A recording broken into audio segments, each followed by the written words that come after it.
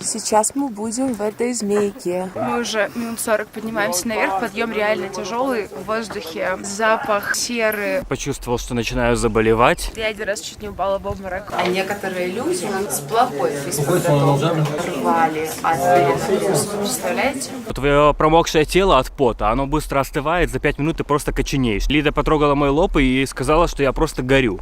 Звезды на вулкане невероятные. Да, мы побывали на другой планете, как будто бы мы на Марсе были. Даже такой задрот, как я, все равно иногда может не все предусмотреть.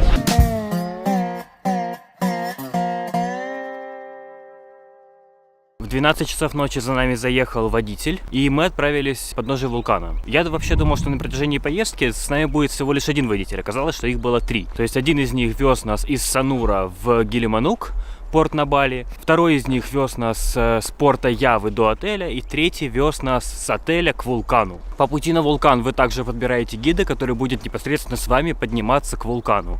А водитель будет вас ожидать у подножия. Дорога к вулкану реально стрёмная. Ты едешь в кромешной темноте по очень узкому и крутому серпантину. И хоть мы ехали на джипе внедорожнике, он реально еле нас вытягивал на первой передаче. В какой-то момент я даже подумал, что мы просто застрянем и никуда не доедем.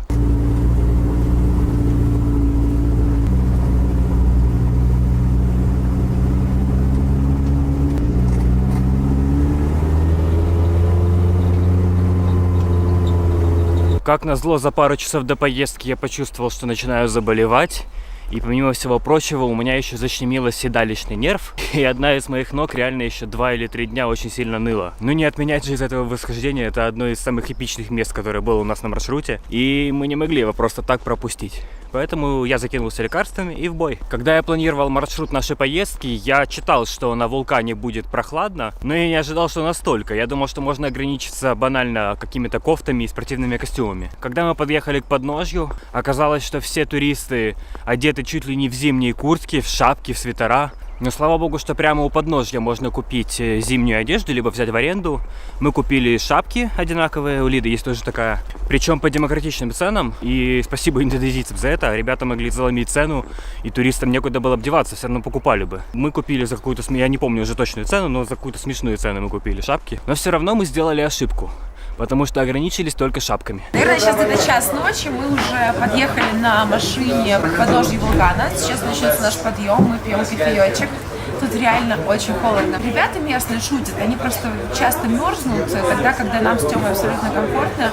Но здесь очень низкая температура. Мы купили себе шапки одинаковые, это круто. Был повод. Изо рта идет пар, если там видно, там не видно, наверное. А ехать было, между прочим, очень страшно по горному серпантину, там сумасшедшие джунгли. Так что экстрим начался с самого начала. Но я думаю, что все самое интересное еще впереди. Let's go. Да.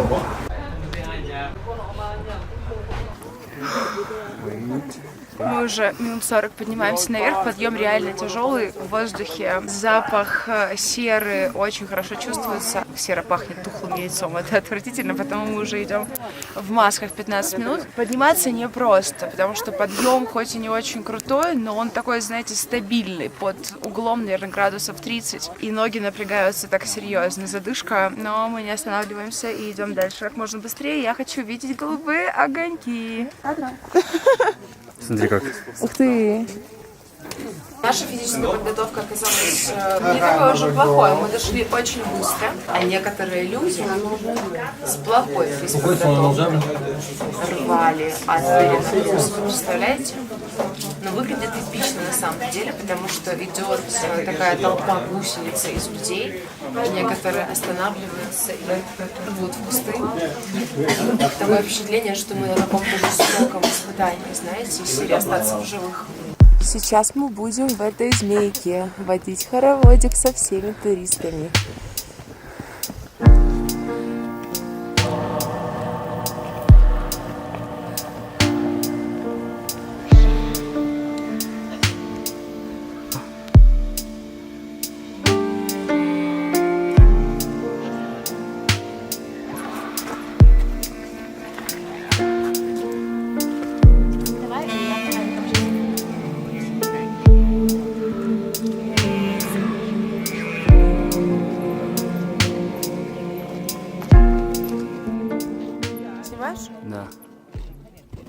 месте. Я один раз чуть не упала в обморок от запаха серы, и походу мне сложно дышать в этой маске. Нам повезло, потому что ветер не дует в нашу сторону, и кислород пока что доступен для нас без маски. Вот это озеро и будет безумно красиво на рассвете. А сейчас мы идем смотреть на голубые огни.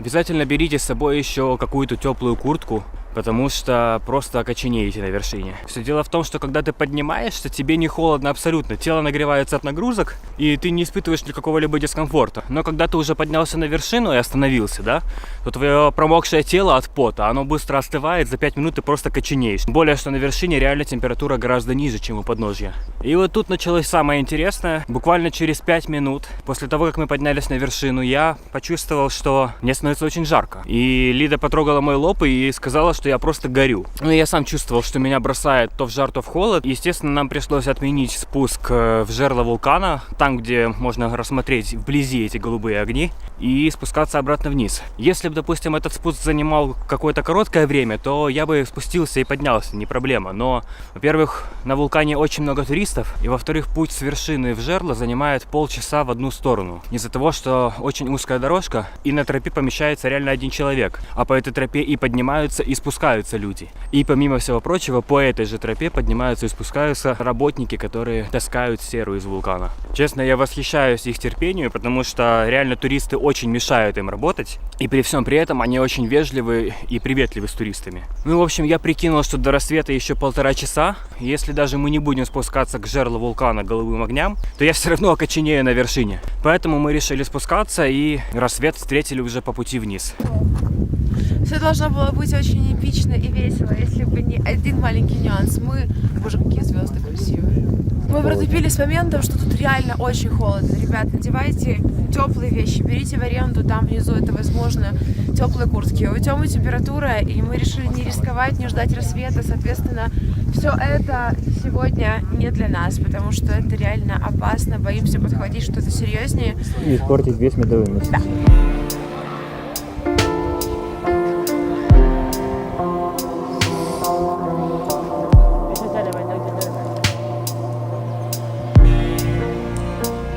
Тоже вполне красиво.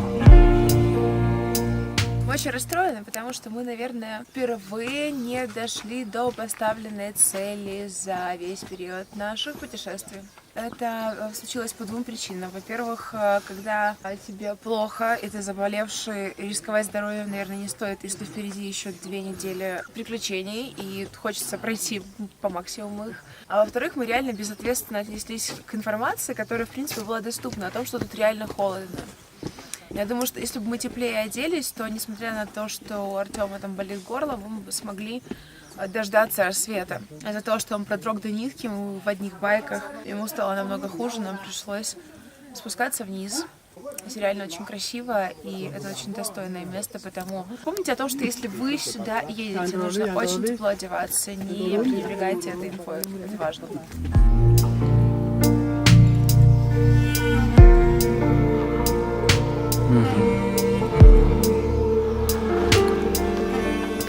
Операция была провалена, но вот мы возвращаемся обратно и видим теперь при свете все, что мы прошли в темноте, и тут нереально красиво. То есть можно вполне, мне кажется, если даже жертвовать синими огнями, можно подниматься сюда и днем. Ну и уже по пути с вулкана в отель мы заехали в аптеку, потому что все противовирусные лекарства я уже принял, которые у нас были в аптечке, и потратили какую-то сумасшедшую сумму в аптеке. И самое смешное, что самым дорогим оказался витамин С. 500 гривен. Самый дорогой витамин С в моей жизни. Вот такие вот витаминки за 500 гривен.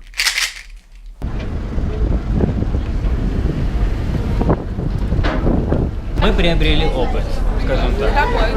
Что надо более тщательно готовиться к поездкам, и даже такой задрот, как я, все равно иногда может не все Приеду смотреть. На самом деле Тёма сказал, что если бы у него не было температуры, то, несмотря на то, что холодно, все было бы окей, мы бы пошли дальше. Я думаю, что это так. Просто форс-мажоры, они случаются, и в этом нет ничего страшного. То сейчас мы плывем на Бали, обратно, на пароме. В этот раз с нами очень много туристов, очень много французов, я думаю, американцев, да, ну и т.д. и т.п. А наших нет. Наши на Бали, не в тех местах. Не в тех местах, где мы. Это хорошо. Как-то так. Ну, ребят, мы, кстати, сегодня видели офигенные звезды. И мы даже засняли несколько кадров, и вы увидите. Звезды на вулкане невероятные. Да, мы побывали на другой планете, как будто бы мы на Марсе были. Реально дикая страна, к сожалению, бедная, это видно во всем. Что касается общественного транспорта, общественных улиц, чистоты на них и т.д. и т.п. Сегодня видели, как чувак, стоя в очереди, в огромной толпе людей, огромной, причем это местный чувак, в крытом помещении, представляете, да, в крытом, курил сигарету и потом выбросил под ноги на плитку себе в крючок. Дикая страна. Ну и напоследок все подробности об этом туре на вулкан. Есть очень много фирм, которые организовывают эти туры. Мы заказывали у компании Ijen Tour. Я, в принципе, могу рекомендовать этих ребят, потому что все сотрудники были с нами очень приветливы. В стоимость тура входит трансфер, услуги гида, ночь в хорошем отеле, завтрак в отеле и билеты на паром. Ну, это уже мелочь, потому что они стоят реально дешево. Важно сказать, что тур занимает полноценных 2 дня, и при этом восхождение на вулкан и пребывание на самом вулкане занимает всего лишь 3-4 часа. Большинство времени этого тура вы проводите в дороге. Напоминаю, 5 часов в одну сторону, 5 часов в другую сторону. И это изматывает, конечно, но оно реально того стоит, поскольку, во-первых, вулкан Ijen — это уникальное место на нашей планете из-за голубых огней. Во-вторых, даже если вы не спуститесь из жерла вулкана, вы все равно восхититесь сумасшедшими космическими пейзажами, звездами. Реально, у меня до сих пор впечатление, что я побывал на другой планете. Я считаю, что это опыт, который обязательно нужно испытать в жизни. Это уникальный опыт. Все трудности того стоят. Единственное, конечно, что вам нужно быть в хорошей физической форме для того, чтобы подняться на вулкан, иначе есть высокий шанс поблевашкать. Ну и про теплую зимнюю одежду не забывайте. Не повторяйте наших ошибок. И, кстати, ссылку на компанию, у которой мы заказывали этот тур, я оставлю в описании. Ребят, я забыл самую важную информацию. Тур стоил $320 на двоих. На этом все, ребят. Обязательно подписывайтесь, потому что это главная мотивация для меня продолжать. Я развиваю канал только своими силами, и каждая подписка для меня на вес золота. Хорошего дня, всем пока.